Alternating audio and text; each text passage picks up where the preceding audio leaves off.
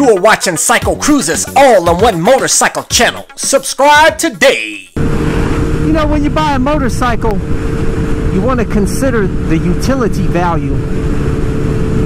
In other words, the best bang for your buck for buying a motorcycle. And I'll tell you, that's a lot of you guys ask me, say, CycleCruza, man, why don't you get the fastest bike? You know, get a BMW S1000 RR. You know, it's got much more top-end horsepower. Not much more. What we're talking about, maybe, I don't know, about 20 more horsepower on the top end. You know. And I'll tell you guys, you know, this always goes back to rider preferences, but really you want to focus on, you know, the utility value for you. You know what I'm saying? You have to factor in the price, what you're looking for in the bike as far as comfort. If you want the top end power, then so be it. Or if you're like me and you focus more on low and mid range, and also you have to look at the maintenance aspect to it. You know, part availability, dealership availability. I mean, you take all of these different aspects. You really should go down with the checklist. You know, pros and cons for every bike that you want to consider. And formulate, come up with a utility value for each motorcycle. And then base your decision on that. You know, some people, they just go strictly by the looks of a bike and they say, oh, I want the Ducati Panigale because it's such beautiful, it's a beautiful bike, it's an Italian sexy bike, and it is. I'm not gonna lie, they are sexy bikes. But people don't look at the utility value of that. Not only are those bikes generally more expensive, the parts are more expensive, dealer support is weak, in far as maintenance is much more expensive. You know, if the bike overall, the cost of ownership is going to be much more expensive on that bike. And whereas the Honda CBR 1000 RR, one of the reasons why I chose this bike is dealership support is strong, part support is strong. Actually, I think they have the biggest dealer network out of all the bikes. Out of all the manufacturers. And in my opinion, for the street, you really, in my opinion, and now this is just my preference, but really, you should really just be focusing on the mid-range, low and mid-range power out of a Super Sport. Because that's going to be more usable power out here on the streets.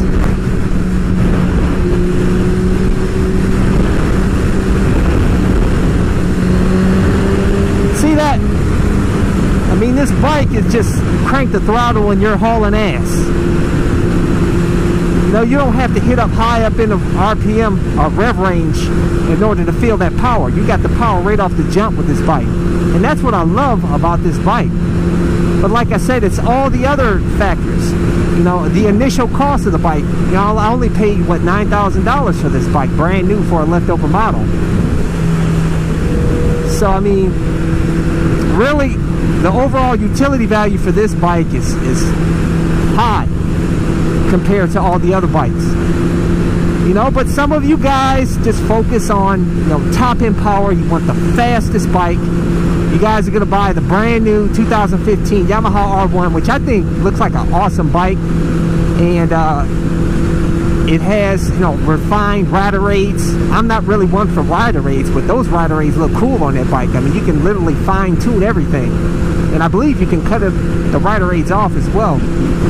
But as far as if you're just buying that bike for top end power, for street riding, which actually I think that bike actually has some good mid-range on it. You know, the newer bikes, I noticed with the newer Super Sports, the 600s and the 1000s, they actually they're putting much more stronger mid-range on those bikes now.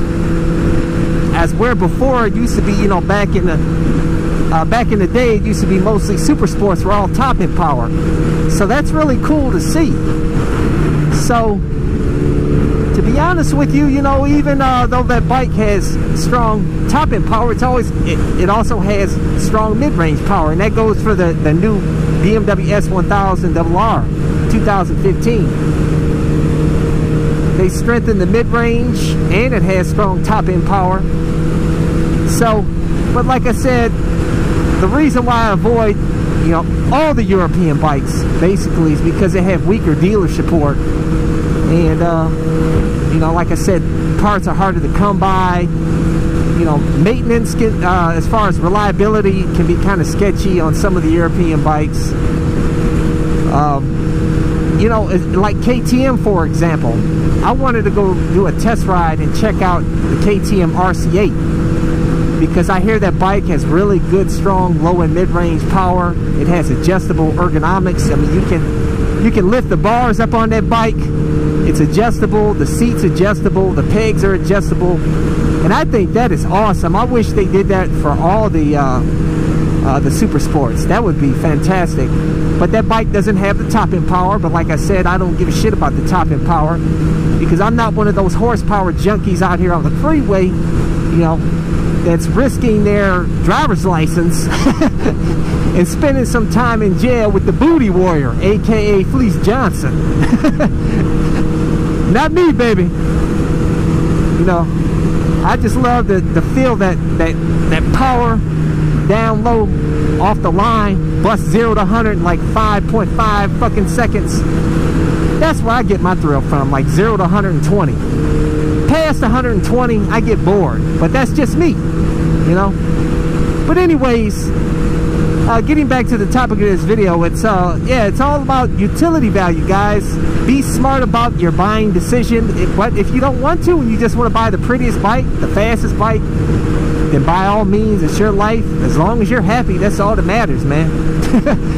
But me, I'm cheap as hell, and I want the best bang for my buck. And this bike provides it. I love this bike, and I tell you, the trunk on this bike, I absolutely love the trunk on this bike.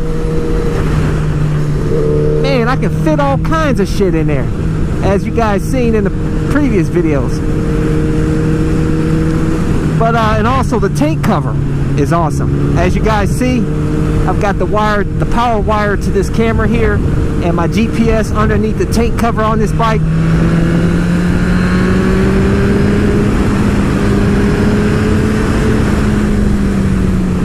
Gotta love that, baby. That's... Damn, this bike is strong, boy! Wow! Shit! Oh! I love the blade, baby! Oh, shit! Ah, I love this bike, man.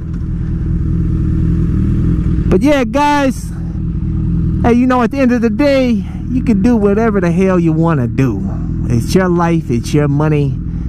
Just have fun and stay safe out here on the streets, guys. And I'm just gonna go ahead and have a good time on my blade. And if you want to see more of my videos, go to my website, CycleCruza.com. Click on my videos. I got a bunch of playlists with all of my videos categorized there, so you can go check that out. For those of you potential riders that want to become a rider and you want that motivation, I got a playlist just for you titled For New Riders. So go check that out. My website, CycleCruza.com. Hey guys, I got some stickers coming. As you guys know, I have the new t-shirt. Go check that out at my store at my CycleCruza.com. But that's all I have for you guys. I wish you guys all the best. So take care. And until next time, I'll catch you guys later. Welcome to CycleCruza's Click to Go links. Just click on the pictures below to go to my recommended videos and my social media sites. Also, don't forget to visit my blog and store at CycleCruza.com. If you have any trouble clicking on these links, they are also provided in the info section of this video. Thank you, and subscribe today. Check out my new channel where I talk about anything and everything, not just motorcycle related. CycleCruza MotoVlog.